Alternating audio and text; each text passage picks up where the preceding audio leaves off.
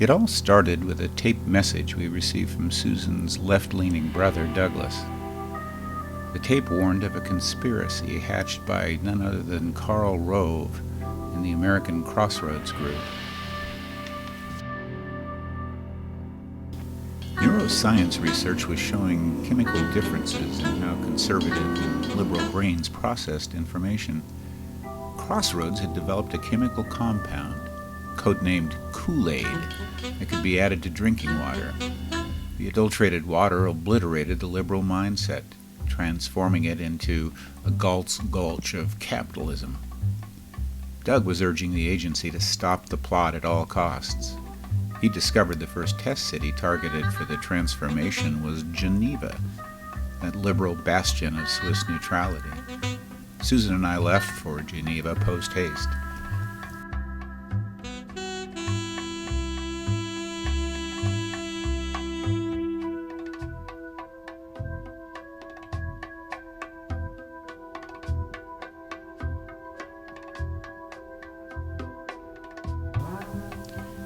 After checking in at headquarters, we made contact with an undercover couple for a briefing.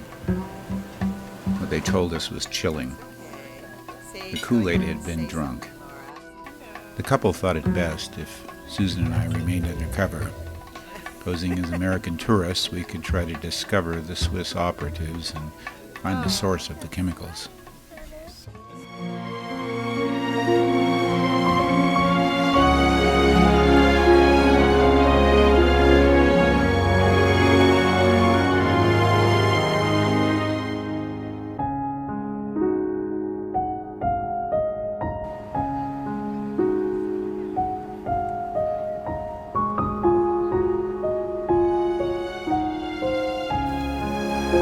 Unfortunately, by the time we arrived in Geneva, the damage had already been done. Picketers carrying Romney signs were already marching in the streets.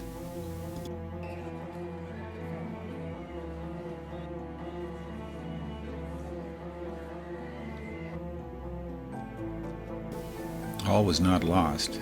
We'd learned that the substance was being manufactured near the Matterhorn in Zermatt.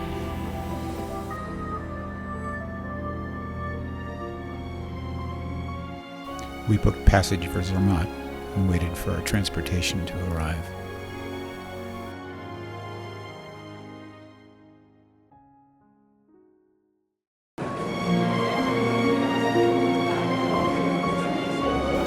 Zermatt was packed with tourists, and we'd already made arrangements to stay at headquarters.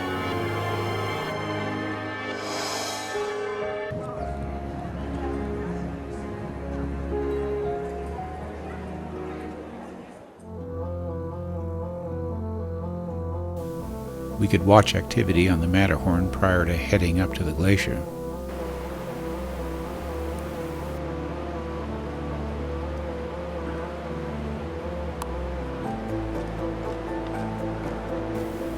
One of the operatives from headquarters briefed us on the way to the cable car.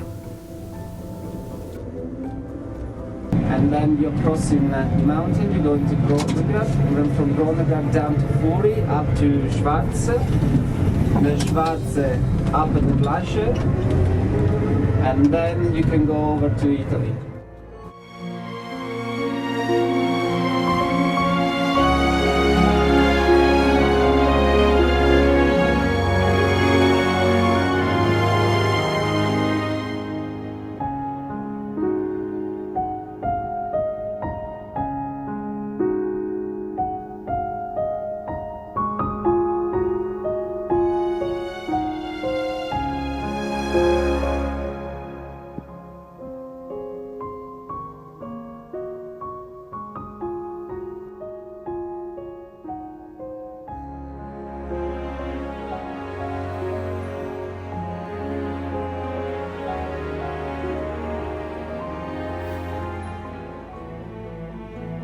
Our drone surveillance tape showed an unusual amount of activity at the Schwarze Pond.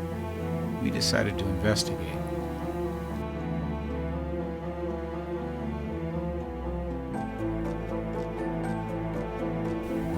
There was something unusual going on. It looked as though the priest was blessing the pond.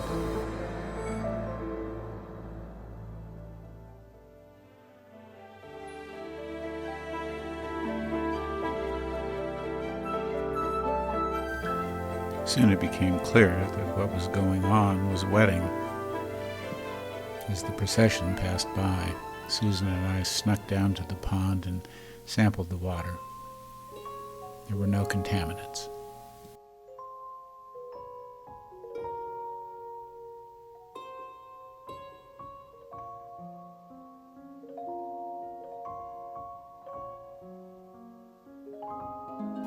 We decided to head down the mountain and sample the water at a lower elevation.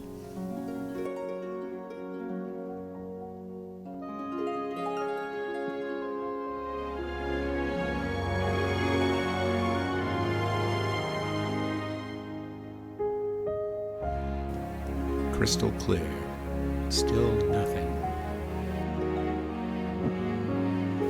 That left us little choice. Looked like we were going to be taking the train to the glacier.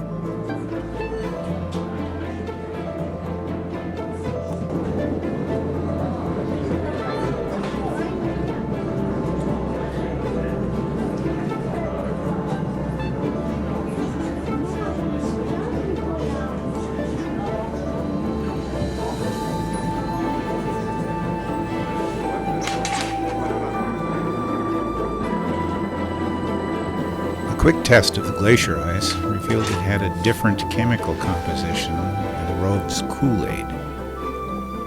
We enjoyed a quick lunch on top of the mountain, and then we headed back to Zurich.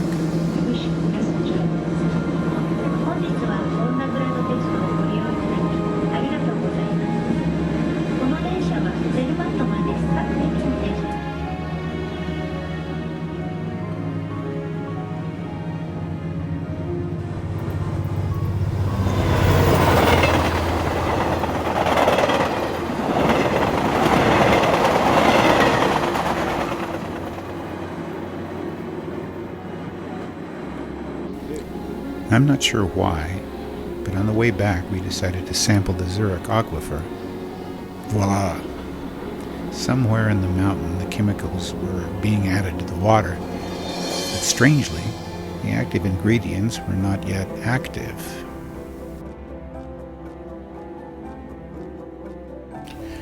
Our next stop was Chur, where the water was bottled for shipment to Germany.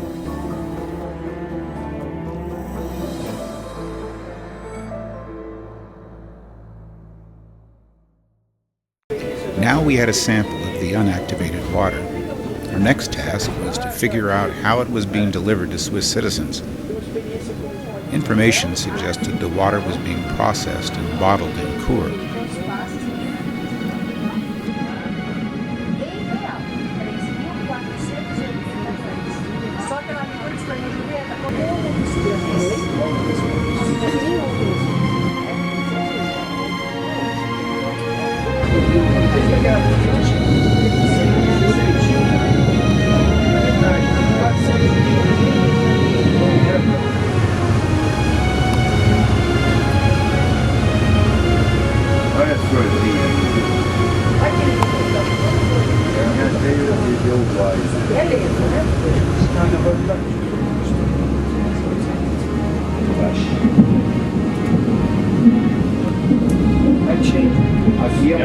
go just on the...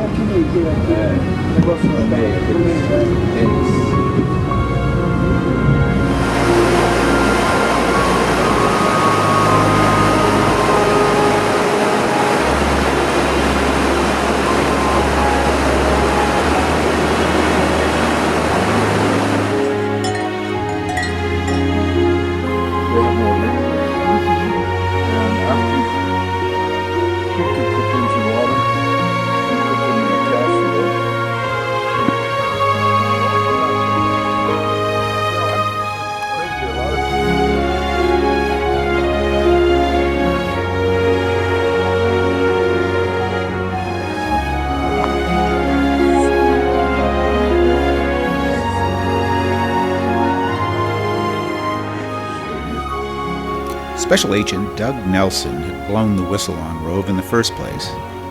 We figured he'd know more about the bottling plant. Nelson showed us several possible sites where the water could be processed.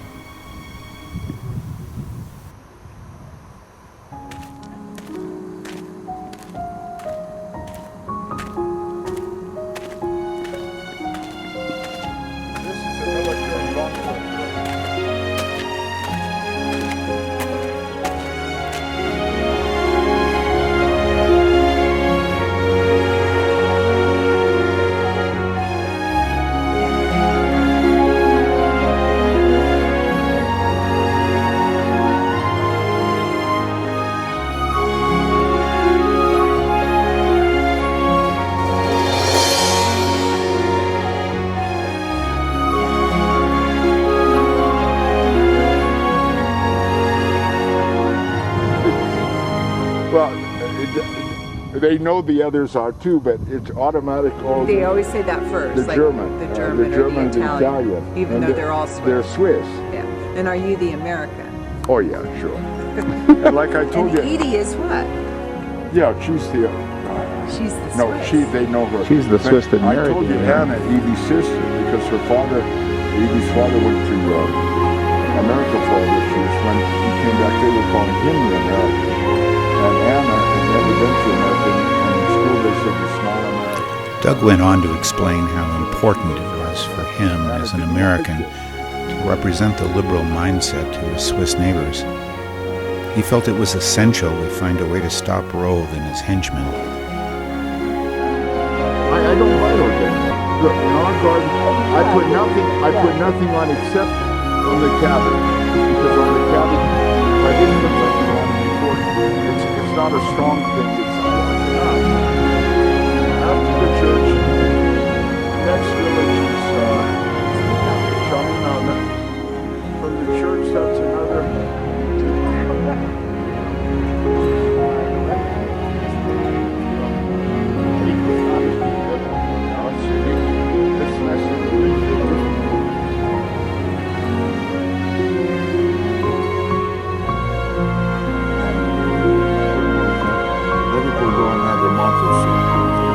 We have so much to do.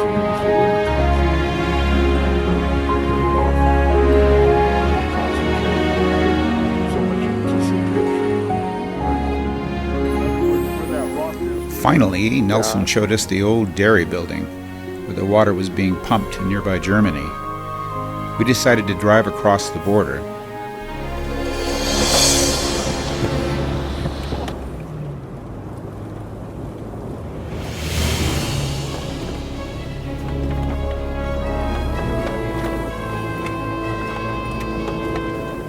Obviously, someone was onto our plan. As we were leaving Chur, they came after us.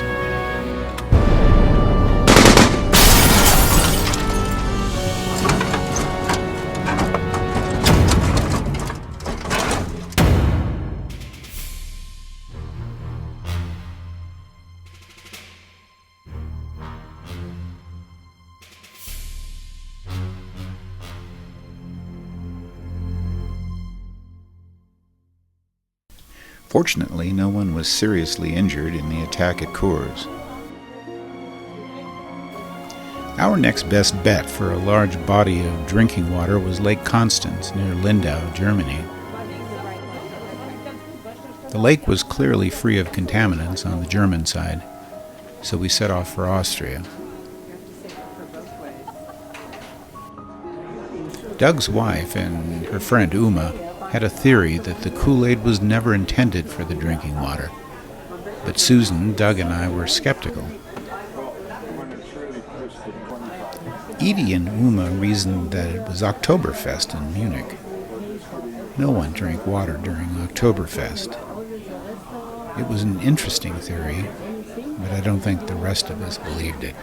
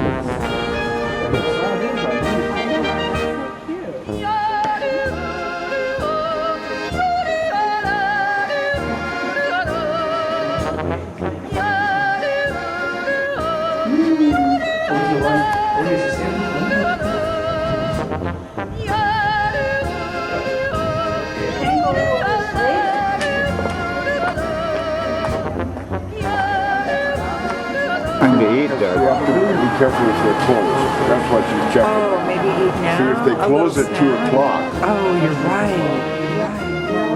And what time do we have to be back at the boat?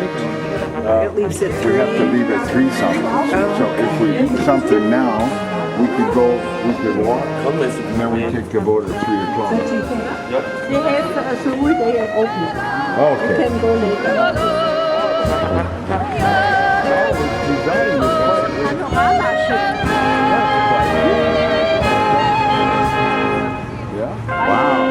You cannot go in Lindau in the harbor. It's too Oh, Oompa music. That's Oktoberfest.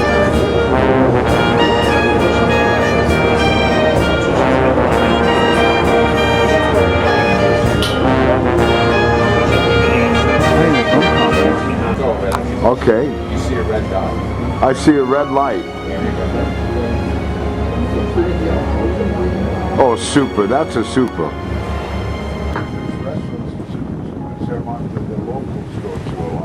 They probably have to be closed. Well, we had that one place serving. It wasn't. Im unteren hinteren Freiheitsstand ist die Unterwelt, weil für die Aussprecher gemacht.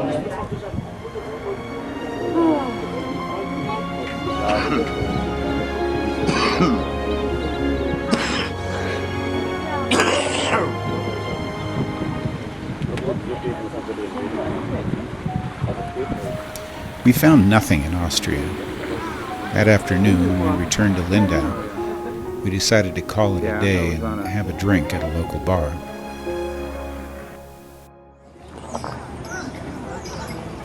A very strange thing happened at the bar.